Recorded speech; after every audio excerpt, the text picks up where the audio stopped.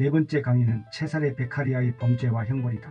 이 책은 형법학에서는 매우 중요한 책으로 루소의 사회계약론이 나온 지 2년 후인 1764년에 출간되었다. 이 책은 당시 형벌의 잔혹성과 형사 절차의 난맥상을 폭로하고 대안을 제시한 최초의 저술이다. 베카리아는 이 책 하나로 근대 형법의 아버지로 불릴 정도로 형사사법의 개혁을 바라는 사람들에게 엄청난 영향을 미쳤다. 그러므로 국가형벌권을 다루는 경찰, 검사, 법관 등이 반드시 읽어야 할 단 한 권의 책을 고른다면 단연코 이 책이라고 생각한다. 베카리아는 말한다. 가장 현명한 법이란 사회의 이익을 자연스럽게 분배하는 종류의 법이다. 법은 최대 다수에 의해 공유된 최대의 행복이란 목적을 달성할 수 있느냐로 평가되어야 한다. 일반적으로 최대 다수의 최대 행복이란 말을 영국 공리주의 철학자 제르미 벤담의 말로 알고 있지만 사실은 베카리아로부터 출발한 것이다. 베카리아는 말한다. 형벌권은 사회계약에서 개인이 포기하고 공탁한 최소한의 몫의 총합으로 구성된 것이다. 따라서 형벌권은 각자가 내놓은 몫의 총합을 넘어서면 안 된다. 범죄의 유일타당한 척도는 사회에 끼친 해악이다.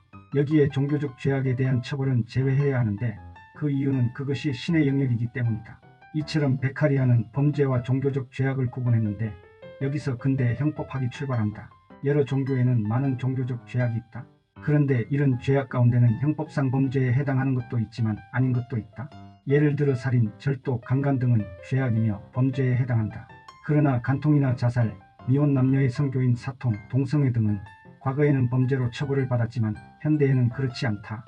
베카리아는 수많은 사소하고 무해한 행위를 금지하는 것은 범죄의 예방이 아니라 새로운 범죄를 만들어내는 것이라며 경범죄 처벌에 반대한다.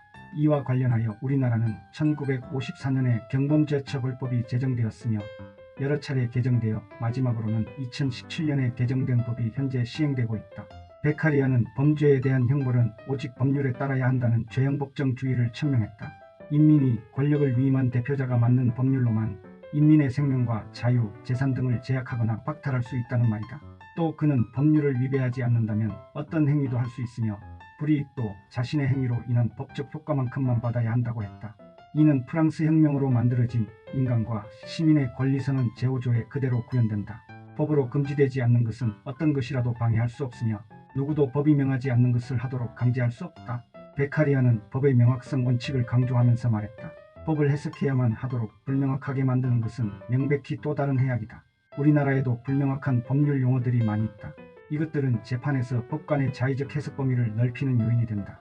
불명확하다는 이유로 미연이 결정된 용어를 살펴보자. 공공의 안녕질서 또는 미풍양속을 해야 하는 불온통신, 미성년자에게 음란성 또는 잔인성을 초래할 우려가 있는 만화, 아동의 덕성을 심의해야 할 우려가 있는 도서, 알몸을 지나치게 내놓아 등이다. 베카리아는 요컨대 형벌은 범죄에 비례해야 한다라고 하여 형벌의 비례성 원칙을 천명했다. 실제로 범죄 피해자의 입장으로는 엄중한 처벌을 원하겠지만 그렇게 하면 안 된다는 것이다. 베카리아는 또 사형과 같은 잔혹한 형벌의 금지를 촉구했다. 그것은 사회정의에도 반하고 사회계약의 본질과도 상반된다고 주장했다. 우리나라는 사형제도가 있지만 집행하지 않는 사실상 사형 폐지국이다. 유럽연합 이후의 국가들은 모두 사형제도 자체를 폐지했다. 과거에는 어떤 끔찍한 형벌이 있었을까? 살아있는 사람의 머리, 몸통, 팔, 다리를 자르는 능지처참, 불에 태우는 화형, 손발을 자르는 절단형 나무를 몸 위로 굴려 뼈를 부러뜨리는 캐서린 바퀴 등이 있었다. 그렇다면 이런 형벌이 범죄를 줄일 수 있을까? 베카리아는 이것들이 범죄자를 더욱 대담하게 만들고 여러 후속 범죄를 불러온다고 했다. 그는 사형제도를 반대하면서 말했다. 시민들 보고 살인하지 말라고 하면서 공적으로 살인을 명하다니 이 얼마나 어리석은가. 그는 사형보다 종신형이 범죄의 억지 효과가 더 크다고 했다. 베카리아는 범죄 처벌보다는 예방이 더 바람직하며 입법의 근본 목적이 그것이라고 했다. 그는 범죄를 예방하는 가장 확실한 방법은 처벌의 잔혹성이 아니라 반드시 잡혀서 처벌받는다는 확실성이라고 했다. 실제 살인범을 조사해보면 대부분은 잡힌다고 생각하지 않았거나 격분해서 아무 생각이 없었다고 답변한다. 베카리아는 고문의 폐지도 주장했다. 재판관의 판결 전에는 누구도 유죄라고 할 수 없다. 고문은 건장한 악당의 죄를 벗겨주고 결백하지만 허약한 자를 범죄자로 만드는 확실한 방법이다. 우리나라도 권위주의 정권에서 국가 권력의 고문으로 수많은 사람이 고통을 받았다. 그 중에서 영화화되었던 대표적인 사건을 보자.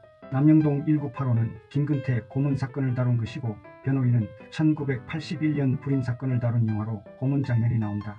1987은 박종철 열사 물고문 치사 사건이 나온다.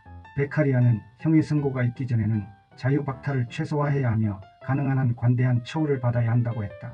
또한 재판을 최단 시일 내에 종결하라고 주장했다. 1974년 창작과 비평에 실린 단편소설 육조지에는 형벌권 행사의 남용을 지적하는 말이 들어있다. 순사는 때려 조지고, 검사는 불러 조지고, 판사는 밀어 조지고, 간수는 세어 조지고, 죄수는 먹어 조지고, 집구석은 팔아 조진다. 베카리아의 사상은 당시는 물론 지금도 형사사법 체계의 좌표 역할을 하고 있다. 그는 형벌의 목적은 범죄를 예방하기 위한 것이므로 범죄와 형벌은 비례성이 있어야 하고 인간에게 가장 효과적이고 지속적인 인상을 심어주어야 하며 수용자에게는 가장 적은 고통을 주는 것이어야 한다고 강조했다.